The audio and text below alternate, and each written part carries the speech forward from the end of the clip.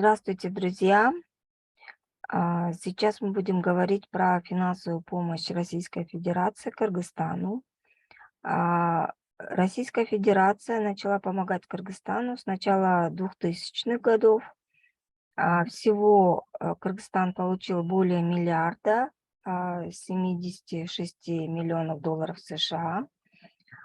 Из них 65% или 696,5 миллионов долларов США – это гранты, и 35% это более 380 миллионов долларов США – это в виде кредитов. Все средства Кыргызстан получал на поддержку бюджета.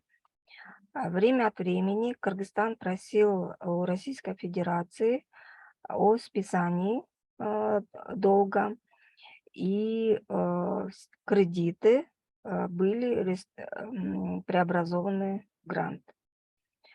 Уважаемые коллеги, если вас интересует информация по внешней помощи Кыргызстану, не только по нашей стране, но и по другим странам, пожалуйста, оставляйте комментарии в комментариях.